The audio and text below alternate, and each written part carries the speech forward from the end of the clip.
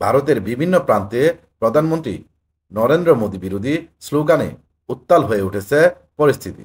মণিপুরে মোদীর সফর ঘিরে শুরু হওয়া বিক্ষোভ দমনে আইনশৃঙ্খলা বাহিনীর বল প্রয়োগে উত্তেজনা আরও বৃদ্ধি পেয়েছে। প্রায় 2 বছর আগে মণিপুরে সংঘর্ষে প্রায় 250 জনের প্রাণহানির ঘটনার পর গত শনিবার প্রথমবারের মতো উত্তেজনাপূর্ণ এ রাজ্য সফর করেন প্রধানমন্ত্রী মোদী। তবে সফরের কয়েক ঘন্টার মধ্যেই সেখানে নতুন করে বিক্ষোভ শুরু হয়। ছাত্র জনতা রাস্তায় নেমে গো ব্যাক মোদি স্লোগান দেন। এক পর্যায়ে থমথমে পরিবেশ সৃষ্টি হয় পুরো অঞ্চলে। শান্তিপূর্ণ বিক্ষোভকারীদের ছত্রভঙ্গ করতে পুলিশ রাবার বুলেট ও কাঁদানে গ্যাস ব্যবহার করে।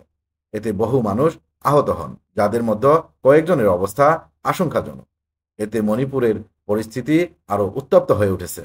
প্রধানমন্ত্রী মোদীর এই সফর 3 দিনের, যা আসাম ও বিহারকে অন্তর্ভুক্ত করেছে। বিহার ভারতের তৃতীয় বৃহত্তম জনবহুল রাজ্য, যেখানে প্রায় 13 কোটি মানুষ বাস করে। এই রাজ্যে আগামী অক্টোবর নভেম্বরের নির্বাচনে বিজেপির জন্য বড় চ্যালেঞ্জ হিসেবে বিবেচিত হচ্ছে, কারণ উত্তর ভারতের হিন্দিভাষী অঞ্চলের মধ্যে এটি একমাত্র রাজ্য যেখানে বিজেপি এককভাবে ক্ষমতায় আসতে পারেনি। সফরে মোদি প্রায় $8 মিলিয়ন বিনিয়োগ ঘোষণা করেছেন, যা কৃষি, রেল, সড়ক ও বিমানবন্দর উন্নয়ন প্রকল্পে ব্যবহৃত হবে। উল্লেখ্য, 2023 সালের মে মাসে মণিপুরে মেইতে হিন্দু ও কুকি খ্রিস্টান জনগোষ্ঠীর মধ্যে সংঘর্ষের সূত্রপাত হয়। সেই সংঘাতে হাজারো মানুষ এখনও অস্থায়ী শিবিরে বসবাস করছেন। মোদির রাজধানী ইম্ফল সফরে এক সমাবেশে ভাষণ দেওয়ার কথা থাকলেও পরিস্থিতি বেগতিক হওয়ায় তা বাতিল করা হয়েছে।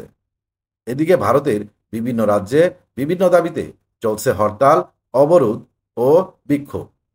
আন্তর্জাতিক বিশ্লেষকদের মতে প্রতিবেশী দেশগুলো শ্রীলঙ্কা, বাংলাদেশ ও নেপালের মতো আন্দোলনের এই স্ফুলিঙ্গ বড় আকার নিতে পারে।